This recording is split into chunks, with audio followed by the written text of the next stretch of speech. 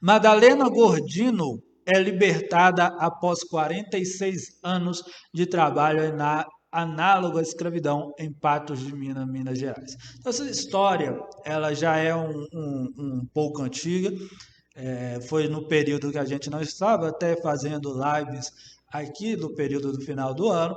Eu quis trazer essa história porque ela é de um impacto. Primeiro que ela acontece aqui no meu estado, Minas Gerais, e ela é de um impacto da gente ver a realidade brasileira de século 21, 2020, uma cidade que não é cidade interior. E a gente vai, eu vou ler aqui para vocês toda a história que eu peguei no site Brasil 247, eu peguei toda a história e eu vou passar para vocês aqui, vou com vocês passo a passo nessa história, para a gente ir comentando toda essa história, sabe? Porque é inacreditável essa realidade brasileira de a gente ter uma pessoa que foi submetida a um trabalho análogo à escravidão, a condições desumanas, por pessoas, a gente vai ver aqui na história, por pessoas integrantes de uma elite, até mesmo uma elite intelectual do Brasil, as condições análogas à escravidão. Em pleno século XXI, a gente ter um relato de uma história dessa, né? Ela foi libertada por agentes do Ministério Público do Trabalho, da Polícia Federal, que libertaram ela dessa condição e agora ela tenta se reintegrar a uma vida social de que ela tem pouco conhecimento, porque desde criança, né, ela tem 46 anos, ela tem 46 anos de vida, durante 38 anos ela viveu em condições de trabalho forçado, em situação análoga à escravidão. Então, praticamente a sua vida inteira ela viveu em condições análogas à escravidão. Então, vamos aqui dar uma passada nessa história que ela é muito importante e impactante para a gente. O Ministério Público do Trabalho e a Polícia Federal libertaram no último dia 28 de novembro de 2020, né, Madalena Gordino, de 46 anos, que vivia há 38 em situação análoga à escravidão, em um apartamento localizado no centro de Patos de Minas, Minas Gerais. A história comovente foi ao ar no programa Fantástico do domingo, dia 20 de novembro, né? E aqui, primeiro aspecto, né? Vamos por parte. Isso aqui, igual eu falei, eu retirei essa notícia do site Brasil 247. Nós vamos passo por passo na notícia, comentar aqui com vocês. Primeiro aspecto é a gente ter num centro urbano de uma cidade, em um estado da federação, que é um estado de uma região considerada uma das mais desenvolvidas do Brasil. Então, é um centro urbano, e aí um apartamento num centro urbano que você tem uma pessoa que viveu por 38 anos em uma situação análoga à escravidão. Então, não é no interior do Amazonas, não é num canavial no Nordeste, ou não é numa fazenda ou num latifúndio no Centro-Oeste. É no centro urbano, num apartamento de classe média alta, de uma cidade, de um estado, de uma região altamente desenvolvida do Brasil. Então não é algo que você tem que ir longe para encontrar. É uma realidade brasileira que está aos olhos nossos cotidianos, de ter uma pessoa submetida ao trabalho de escravidão. De novo, Madalena Gordino, né? Uma mulher negra, por 38 anos, submetida, desde criança, a um trabalho análogo à escravidão, em um apartamento de classe média alta, num centro urbano de um dos estados mais desenvolvidos do Brasil. Só esse fato já é alarmante dessa história. Vamos continuar aqui na história que eu obtive no site do Brasil 247. A história ganha ares ainda mais cruéis com a informação publicada no jornal Tribuna de Minas, que aponta um professor universitário como o homem que mantinha a mulher como escrava em sua residência. Veja, gente, aqui, mais uma vez, a gente está falando de um local, num centro urbano cotidiano nosso, num apartamento de classe média alta, de um professor universitário, então de um representante de uma elite intelectual do Brasil, submeteu na sua residência uma mulher por 38 anos a condições análogas à escravidão. Esse é o absurdo dessa história. Vamos continuar. Madalena foi morar, ainda criança, na casa da professora Maria das Graças Milagres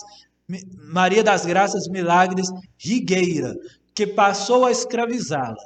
Como seu marido não gostava da criança, a educadora resolveu doá-la para Dalton César Milagres Rigueira, também professor universitário. Então, casa de professores, educadores responsáveis por formação de jovens, por formação de pessoas para ingressarem nas diversas carreiras da sociedade brasileira. Então, professores, representantes da elite intelectual, submeteram uma criança porque simplesmente não gostava da criança, submeteram elas às condições análogas à escravidão por 38 anos. Eu não consigo mais ficar tão indignado com essa história quanto isso. E aí você tem uma professora que o marido não gostava da criança, professora Maria das Graças Milagres Rigueira, o marido não gostava da criança, ela resolveu doá-la como se a criança fosse uma coisa, um objeto, algo que você está na sua casa, você não gosta, não gosto desse jarro de flor aqui que está na mesa, vou doar. Não gosto mais, vou doar. Doou para um outro professor, Dalton César Milagres Rigueira, também professor universitário.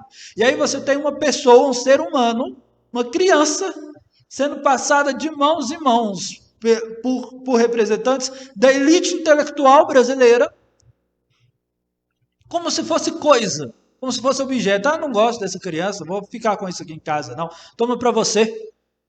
Uma criança, uma pessoa, um ser humano. Vamos continuar. A reportagem acrescenta que, na nova casa, nada mudou. Trabalho sem folga, de segunda a segunda, começando normalmente às 4 horas da manhã, segundo o relato de vizinhos. Em depoimento à polícia, vamos parar por aqui, que aqui vai vir uma declaração do Dalton, que é o professor, nem consigo considerar ele professor, do cara, da pessoa que escravizava essa criança. Então veja a rotina que foi submetida a pessoa, a senhora Madalena Gordino, por 38 anos. Trabalho sem folga de segunda a segunda, que normalmente começava às 4 horas da manhã. E a gente vai ver que em determinado momento, que foi o fundamental para essa situação ser descoberta, as condições de vida da senhora Madalena eram tão indignas, mesmo trabalhando todo esse tempo, eram tão indignas, que ela não tinha utensílios necessários para higiene, sabonete, alimentos necessários para matar a fome, que ela teve que pedir vizinhos por bilhetes para que seus donos não descobrissem. E assim foi descoberta essa situação absurda que essa senhora vivia. Em depoimento, vamos aqui continuar a história. Em depoimento à polícia, Dalton Rigueira, que é o professor que escravizava a senhora Madalena, disse que foi ela quem optou por largar os estudos e que ele não a incentivava a retomar porque, abre aspas, acredita que ela não se beneficiaria de receber educação. Fecha aspas. Um professor escravizou uma pessoa desde a sua infância por 38 anos. Escravizou uma pessoa por 38 anos, submeteu a ela um trabalho sem folga, de segunda a segunda, desde as 4 horas da manhã, e disse para a polícia, em depoimento, que foi a criança, foi a senhora Madalena, que viveu nessa situação toda de trabalho, que viveu nessas condições desumanas durante toda a sua vida. Foi ela que optou por não estudar e que ele, professor, acredita que educação não beneficiaria em nada a vida da outra pessoa. Esse é representante da elite intelectual brasileira, né? É professor no Brasil. Não precisa dizer mais nada, né? Um representante, um professor no Brasil consegue dizer isso em depoimento para a polícia, que acredita que educação não ia mudar nada na vida de uma pessoa que foi submetida a condições desumanas desde a sua infância por 38 anos de vida, né? Aqui continuando a história. Ela vivia num cômodo do apartamento sem ventilação ou janela.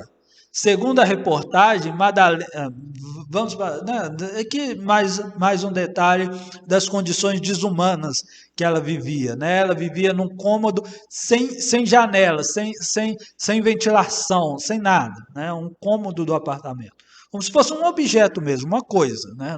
Não é um ser humano. Segundo a reportagem, Madalena se casou em 2001 com um tio de Valdilene Rigueira, esposa de Dalton Rigueira, que é a família que submetia ela à escravidão. Mas eles não chegaram a morar juntos. Ele era ex-combatente e deixou pensões para Madalena de aproximadamente R$ 8.000. Então aqui já chega numa parte mais absurda. Se você não estava indignado com a história até aqui, essa segunda parte é absurda. A família que escravizava a senhora Madalena arranjou um casamento dela com um tio da esposa do Dalton, que era o professor que escravizava ela, arranjou um casamento em 2001 deles para que ela recebesse uma pensão desse ex-combatente de aproximadamente R$ 8.000. E aqui vem uma parte absurda, veja. Ela conta que ia ao banco com Dalton para sacar o dinheiro, mas que o patrão ficava com quase tudo. Ele, abre aspas, isso aqui é a Madalena falando em depoimento. Ele me dava 200, 300 reais no máximo. A família fraudou um casamento dela com um tio da família e ainda pegava a pensão que ela recebia nesse casamento fraudulento, pegava a pensão que, mesmo sendo fraude, era legalmente de direito dela, pegava a pensão toda para eles e deixava lá 200, 300 reais para ela. Veja as condições desumanas que ela estava submetida. Continuando a história. A situação de Madalena só veio à tona quando ela começou a enviar bilhetes aos vizinhos em pedaços de guardanapo e folhas de caderno, pedindo pequenas quantias em dinheiro e produtos básicos de higiene pessoal. Aqui abre aspas para a citação da fala da Madalena. Me empresta um sabonete para tomar banho.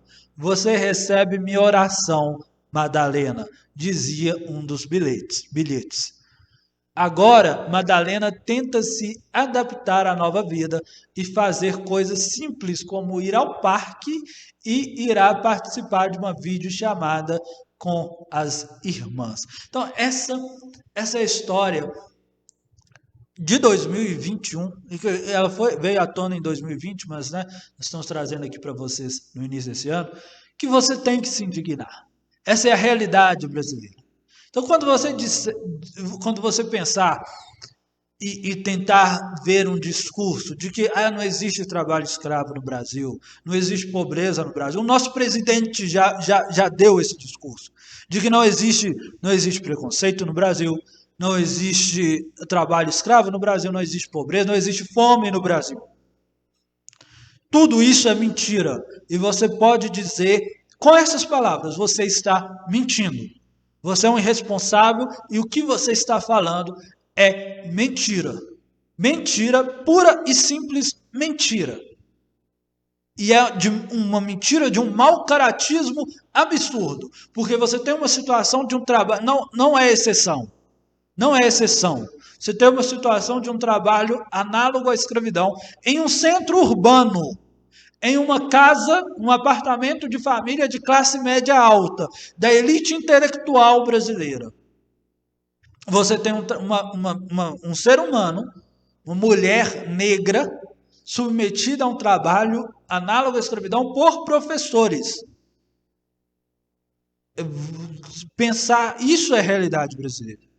Pensar que são desnecessárias políticas públicas de direitos trabalhistas, de direitos sociais, políticas públicas de incentivo econômico, políticas públicas de erradicação de pobreza, de erradicação de desigualdade social, é um absurdo, é não viver a realidade brasileira.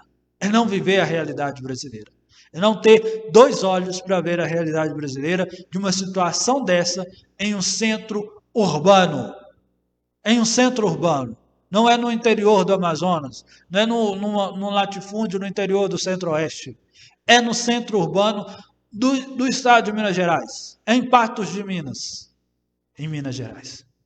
De indignar uma história absurda dessa.